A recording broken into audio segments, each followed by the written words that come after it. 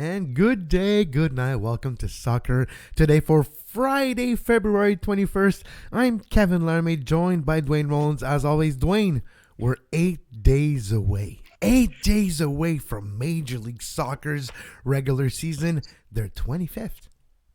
Indeed.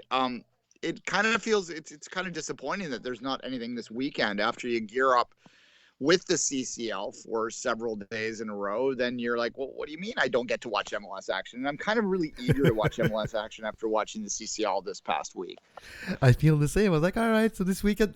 Oh, wait. Yeah, no, it's next weekend MLS starts. Okay, so what do I actually do this weekend? Do I watch England? Do I watch the XFL? What do I do this weekend? So, no. I'll give you an answer. Not the XFL. It's not that bad, actually. Anyways, that's another story for another day. Well, yeah, 8 days away from Major League Soccer, 8 days away from a ball being kicked in the regular season of the biggest championship in the United States and Canada. Here's a few matchups, of course. DC, Colorado. DC, it's unfortunate. Paul Arriola is injured. There's a lot of news happening, but 8 days out, what is your feeling for 2020 Major League Soccer right now as we're getting ready to make our predictions over the next... Well, we'll make it next week, but this weekend I'm gonna put mine together. So I know you're gonna be working on yours also. What is your feeling, your mental state with Major League Soccer right now? I think that the league continues to improve across the board. I still have issues with their ability of the leagues, the reluctance of the league to allow the biggest clubs to pull away and become truly elite. But I do think there has been, through the TAM initiatives, through just the loosenings of the purse strings a little bit in the CBA this year, and sort of under like a change in direction philosophy of more teams willing to spend to a certain level. So I think that you're going to get a lot more good this year, if not as much excellent. I don't think we're going to have a runaway team like we had the last two seasons. I think that there will be a much tighter fight for the Supporters' Shield. Part of that is, as I said, I think some of the teams that were running away before are going to be a little less running away this year, and I think that there are more teams that can take points off of them. So, if you like parity, if you like races, that should be a good thing. But I don't think you're going to have an LAFC or a TFC's 2017 this year. It's instead going to be 5 or 6 really good teams at the top, and a few others just below that can take points here and there. Who do you see now being good? Because, of course, there's a few teams that were quiet this offseason. I'm thinking about like NYCFC, of course. Ronnie Deila made his debut last night, and a victory for Major League Soccer team yesterday for NYCFC versus San Carlos. A team with, of course, Omar Brownie and a couple of others, Major League Soccer relationship, which is great watching it. I'll get to that point later when we talk CCL. But yeah, I was impressed by NYCFC yesterday. Of course, it's like no one's in form right now. So, and it's only 5 clubs of Major League Soccer that actually play competitive. So we can handicap those better. But yeah, you're right. I think there's a lot of unknown this year in this league. And I'm not talking about just Miami and Nashville. I'm talking also how they will affect the standing itself in each other's conference. Having a team like Miami coming in, but kind of flashy with good players, Pizarro should probably be one of the good players in Major League Soccer in 2020.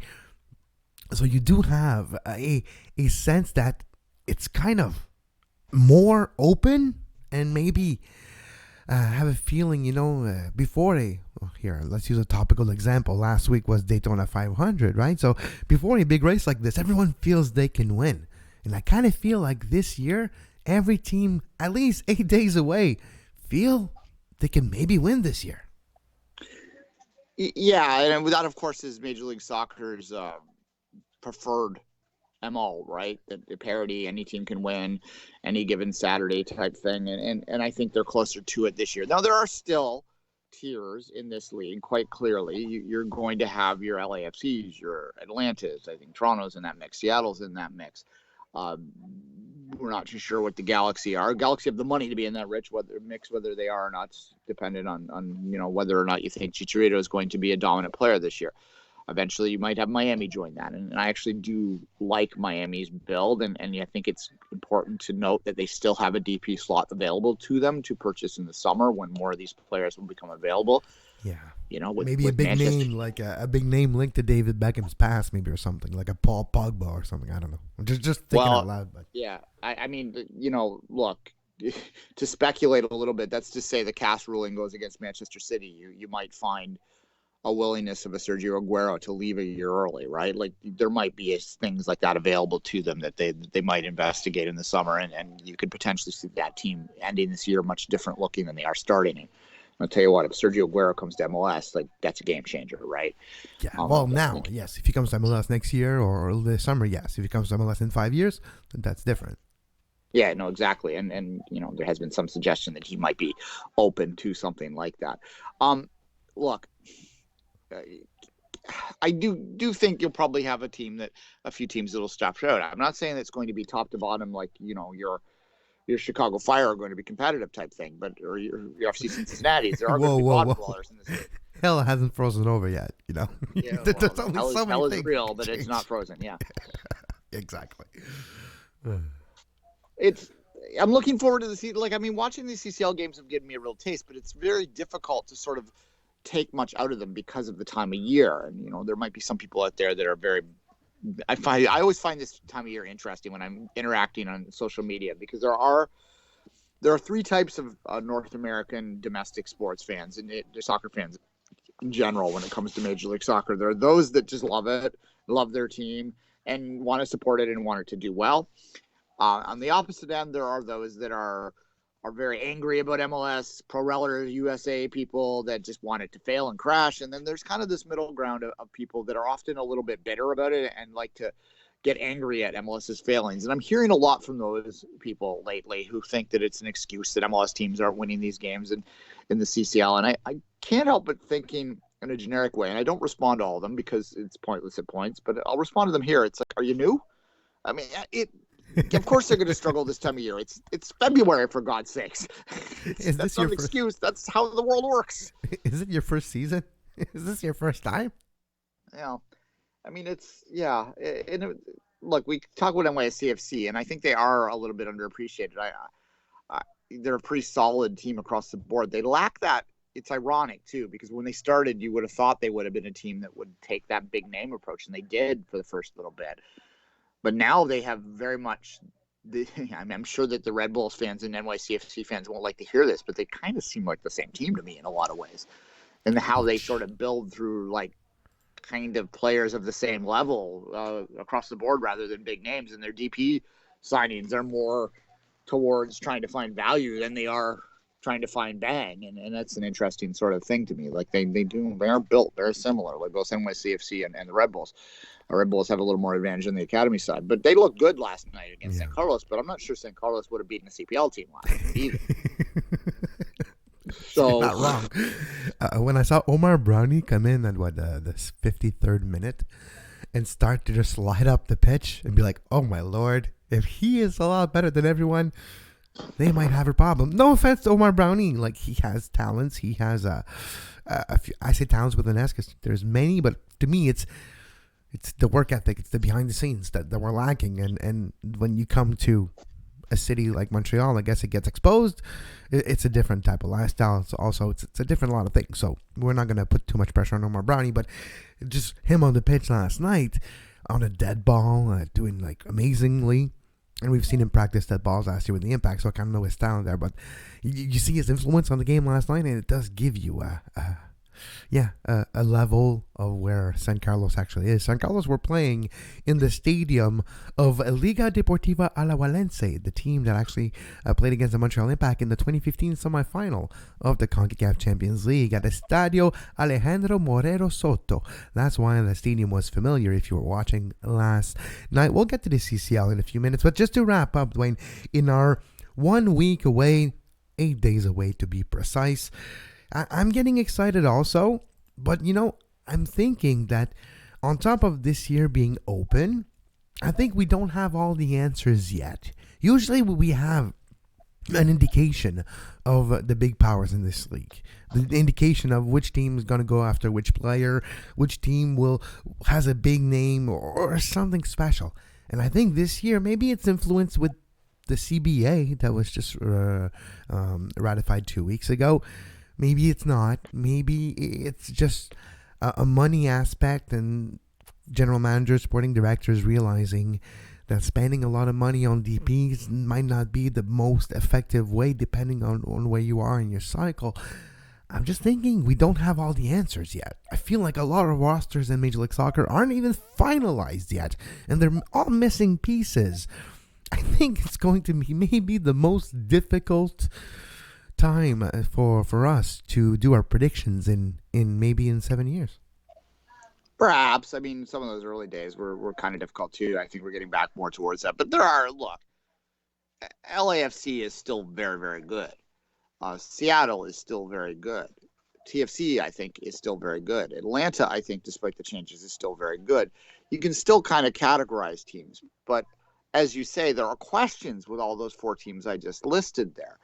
How much will the CCL effort affect Seattle? How much will their changes, particularly at the back, affect Seattle? Can Josie stay healthy? Can Piatti the new?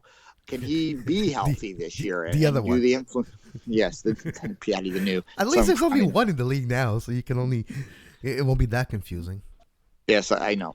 At any rate, what will happen with Walker Zimmerman there? Can LAFC's DPs, who don't seem to all fit in the field at the same time, can they influence the game in a right way? What land is their changes and the philosophy under De Boer? How can they continue to do what they've done in the past? There's a lot of questions there. Will LA get a big name in the summer? So I think that the story is yet to be written yet. I mean, I still know where I'm kind of leaning on the predictions, but I have been ingesting a lot of media in the past week, both local and national, trying to get a handle on where I think things are going. And, I don't change dramatically from day to day and hour to hour, but I do change a little from day to day and hour to hour in those predictions, and I won't have them all nailed down to a week today. No, and it doesn't really matter because they'll change in a week anyway when RSL wins 5-0 and LAFC and we all go, but yeah.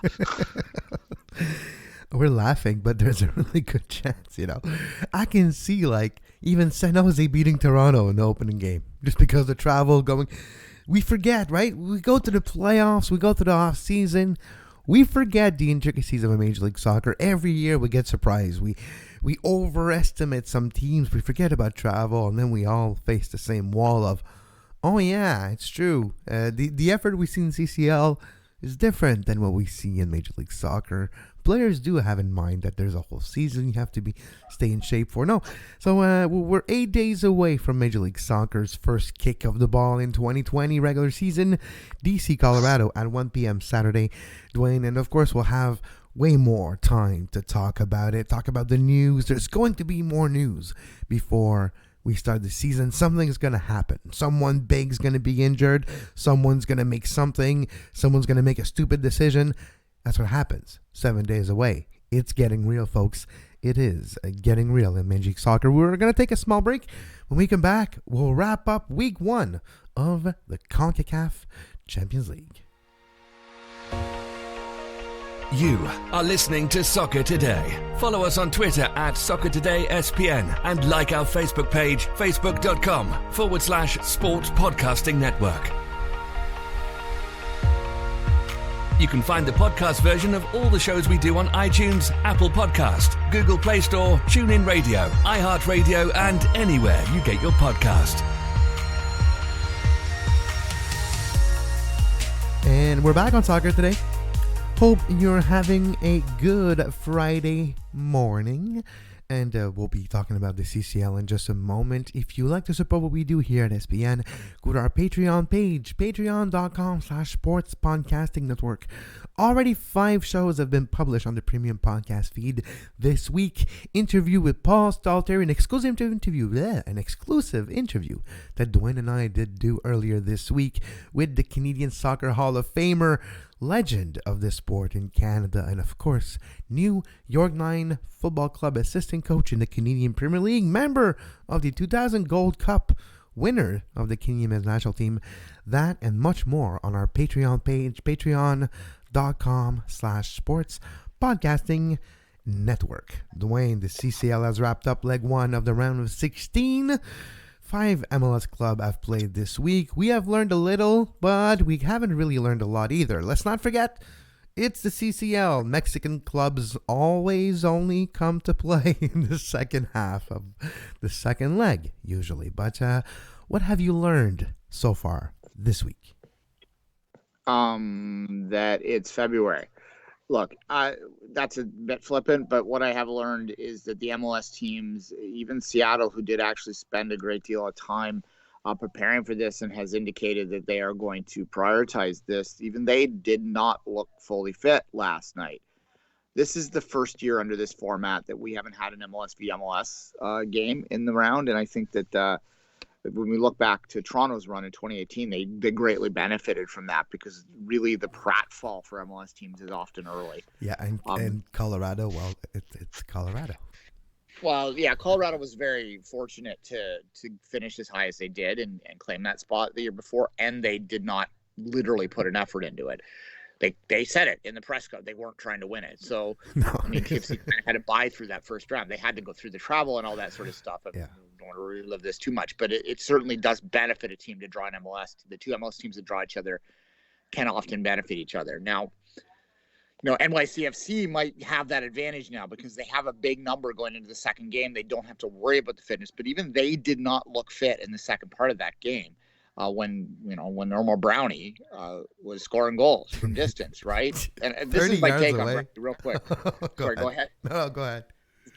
My take on Brady real quick is that he's incredibly athletic and has a lot of natural gifts, but he doesn't really put himself into it, which is why he's dominant against teams that don't have full fitness yet, because they can't keep up with him then. As soon as they put a little bit of effort against him, he doesn't fight through it, right? That's my quick I think it's no, but you're right. I think saying the same thing maybe in a different way. Omar Brownie has a great offensive upside, but not a full understanding of what a system could be.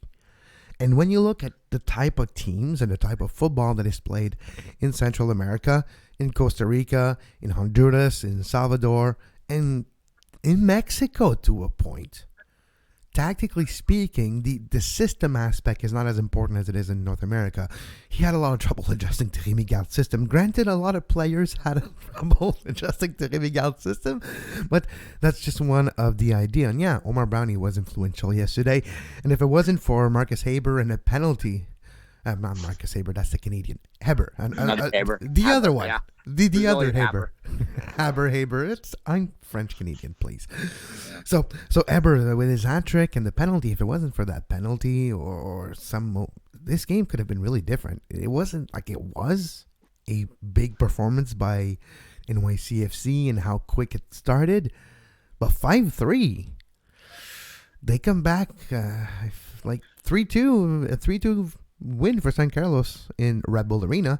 Might they give him the tie? You never know. It's still not as big of a lead as you would like, granted the circumstances of that game.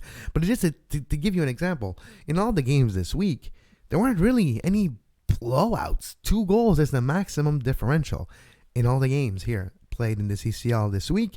You mentioned how it's February. Olympia, Seattle last night, very similar to Montreal and Saprissa, a very, very similar. Seattle taking the lead early, getting a second goal also, but during that time not dominating to a point where we can see still running after the ball, still not holding possession, running after Olympia players that had the ball, which means you get tired quickly. And in the last 20 minutes, guess what happened? Olympia came and they actually tied the game to a point. NYCFC is the only MLS team this week that were able to keep the ball more than their opposition. It does influence the result of the game when you're not as fit as you would wish and you're running after the ball all night long. You're out of breath. You're out of gas. You don't have any more energy and you got to play. And 2 goals in Concacaf. It goes by quick. That chaos, right, Duane? When Olympia scored their goal last night, I was like, oh, here we go. Here we go. It's getting chippy, dicey, and squeaky bum time. Well, for sure. And look, Seattle's a funny team in general, and I don't say this from a bitter Toronto perspective, but they are a dominant team that never looks dominant. So I wouldn't worry too much about them. That's just stylistically how they play. They rely on their speed and their counter and all that sort of stuff, and they should be fine in Seattle. They also played very, very well at home. 2 goals on the road should be enough for the Sounders to get through. 2 goals on the road should be enough for the Impact to get through, provided that they can figure out a way to defend in the second league. Don't have any bodies still remaining. Yeah, exactly. We'll get to know more. I'll try to go to the training. I don't know what time the training is on Tuesday yet. But officially, we are credentialed to go to the Olympic Stadium for the Concacaf Champions League next Wednesday, and hopefully the training the day before we'll know who's injured, who's not, and we'll let you know on Soccer Today and on Off the Woodworks. But let's go team by team here, at least draw by draw. We got a little bit of time in front of us. See who's in better shape. Portmore 1, Cruz Azul 2. Cruz Azul coming back to Mexico City with a 2-1 advantage. Does Portmore has a chance? No. Perfect. Moving on. That's what I wanted to hear. I mean, I could break that down further, but no. Exactly. Cruz Azul will put out better players, and they're at home, and they'll win. Yeah, that's usually what happens with a Mexican team. City Motaga versus Atlanta United. Motaga from Honduras. 1-1 versus Atlanta. Atlanta going back to Mercedes-Benz Stadium with a 1 road goal. Seemed to be everyone okay, but they had some trouble with the lineup last week, just having to sign short-term emergency contract for players to make up the numbers, injuries, a lot of movement with Atlanta in the offseason. Can Atlanta finish the job at home? I would suggest that they will probably be fine. I would give them probably a 90% chance of winning that tie. If Josep Martinez trips over a curb and breaks his hip or something on this week, then we're going to have to really adjust our regular season rankings as well. But then maybe not. But no, I mean, look, an away goal matters here. I put them very similar to Montreal, a little bit higher than Montreal's odds to win because they're a better team, but similar because they have the road draw and the road goal. Now, maybe the team in the most precarious position so far, Lyon 2, LAFC 0. Can LAFC go back to Bank of California Stadium, trailing 2 goals, and maybe score 3 and win this tie? They could, but I don't think they will. I would put that at maybe an 85% likelihood that Lyon goes through on that. They're a better team. The Liga MX teams are still better than the best MLS teams. It's just the simple truth of it. I don't care if you win the Champions Cup, guys. It doesn't matter. They're still better teams overall, and this is the best team in Liga MX right now. So I would suggest that they will go in and finish the job. Now, I do think LAFC will give a better show of it. They will probably maybe even win that game, which might be what they have to accept, is maybe a 3-1 win or something like that. And I guess 3-1 would send it to extra time, wouldn't it? But that would make Lyon winner with the goal. Yeah, I know, and the way it goes. Yeah, so something like that, or a 2-1 win or whatever. I suspect that they will, because they have to open it up. That's the problem. If it was only 1-0 coming back, and this is an old story of anyone who's watched these 2-leg ties. When you are down 2 going in home, it's a very tricky proposition because you cannot expose yourself to the goal, but you need 2. So they've got to be patient, and I just think there will come a point in that match where LAFC will have to open up a little bit, and Lyon will kill them. Yeah, and that will be they'll get their away goal, and that'll be a tough. Deportivo Saprissa 2, Montreal Impact 2. The Montreal Impact going back to the Olympic Stadium with 2 goals on the road, but 2 goals conceded also late in the first leg. Thierry Henry mentioned yesterday it's a moral defeat for the Impact coming back with this result after winning 2-0 in this game. Can the Impact come home and get the job done? Yeah, I mean, they'll be probably a little more used to the Big O than, that's not overplay that. It's not like they train on it all the time, but they'll be a little more used to it, and it is a very unique surface to play on. That's a very politically correct way to say it. Unique. Yeah, I'm being nice. it's shit, is what we're saying. I've walked on it before, and I know you can't see my studio. I do have a carpet here. It's a green carpet. It's not that off of what the Montreal Big O Stadium is. So there you go. Yeah, and look, we don't. The weather doesn't matter as much, but I still think it does matter a little because the Costa Ricans, they'll get one training session in the Big O. I don't know if they can give them any more than that. Well, there's other places that if they get organized, there's bubbles in the city and there's stuff, and but that's the thing. If they get it's organized, still breezy. Like it's like for what they're used to. It's even cold. If it's cold, right? So they're just in their general life are going to be cold and uncomfortable when they're up there, and this is not a Mexican team coming up. So I think Montreal will probably get this done. I think they'll probably win the game in Montreal. Maybe not a blowout by any means, but. Yeah, no. I've got them going through. I got you in Montreal. You're going to go play the Sounders in the second round, which I guess leads me to the next tie here. But we're going to get there. Alianza 2, Tigres 1. Surprising result, kind of. We do expect Tigres to go full out in the second leg, in the second half, and probably get the job done. But can Alianza make an upset? This would be the biggest upset of the round. It is, of course, the biggest upset of this week. Alianza 2, Tigres 1. Can Alianza go on the road, go to Monterrey, and beat Tigres? Well, I'll say this. This is MLS's best chance to win the CCL is that tie, ironically, since they're not involved in it. Because if Tigres blows out of that side of the draw, then suddenly it's very likely that there will be an MLS team in the final again. And then once you're in a final, as RSL did many years ago, as Toronto came a kick away from, you can win it. Montreal, half, 45 minutes away. Half away, exactly. So there's been 3 MLS teams in the final in all cases. If you look back, I know a lot of people probably don't remember the RSL final now. It was a long time ago, but they were close. They did actually win the first leg. Well, they won the leg on the road, and then they couldn't finish it at home, which is, probably still kicking themselves over. A lot of MLS teams would wish that the final would be a one-legged affair, because maybe in history we'll have a different result. But yeah, and let's not forget, LA made it to the semifinal in the early 5-6 years ago or something. Yeah, if you go back to the CCC, they did actually win the damn thing a few times. Yeah, but I watched that tournament. It was shit. It was. Sorry for our language today. I don't know what's got into Duane and I. I guess it's a PG-13 Friday. Yeah, there you go. What it was very much not taken seriously because they didn't have there wasn't the birth to the Club World Cup involved. And as much as I make fun of that, it's still a carrot that matters to the Mexican teams for them to take it seriously. So in the CCC, which was changed league to what the hell, the Cup, the Concacaf Champions Cup.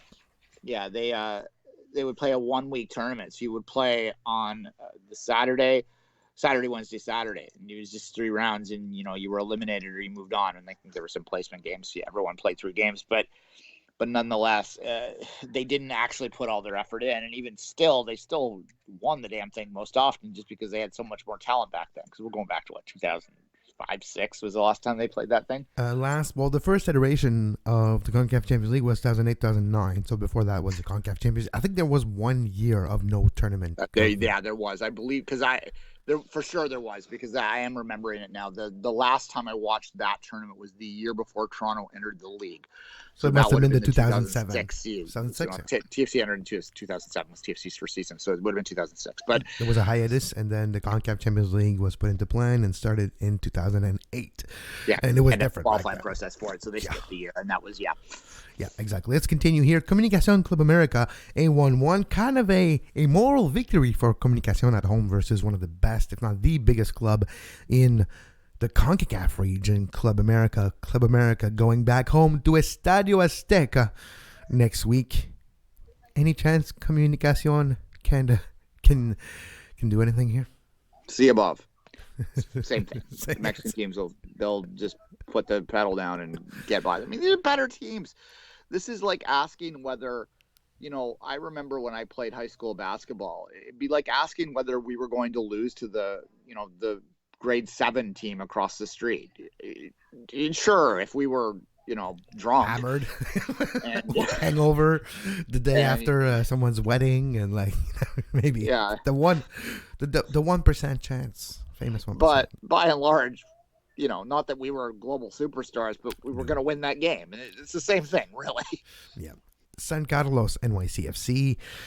NYCFC with the 5 away goals is quite impressive. They have an advantage there for sure. But San Carlos, that's the thing, though. They played better than anticipated for this size of a club. But traveling to Red Bull Arena outdoors, this might be the coldest situation of all the games being played next week. Probably will be because Montreal's indoors. So it might be cold at Red Bull Arena. San Carlos might be playing with gloves, and they might ask Concacaf, can we play with hats too? No? God, okay, fine. But yeah, San Carlos, NYCFC, Red Bull Arena next week. I think NYCFC's got this one. There's a mild streak coming through that part of the world next month. Trust me, we're counting it down up here. But when I say mild, for those folks in Costa Rica, that ain't mild. That'll be still effing freezing. Yeah. No, the NYCFC should finish. There's 5 goals, man, on the road. They have 5 goals. They would have to. San Carlos would have to outright win by 3 to win that. So that's not like, or I guess they could win by 2 if they scored 6. If they could win 6-4, and that would be enough to take it to win it for them. But so I don't think that's going to happen. So they're going to have to win by 3. And Omar Brownie going on the rampage at Red Bull Arena, scoring 4 goals. Yeah, I don't think so. I don't think so. Last game next week: Olympia, Seattle Sounders. Olympia 2, Seattle Sounders 2, same as the Montreal Impact.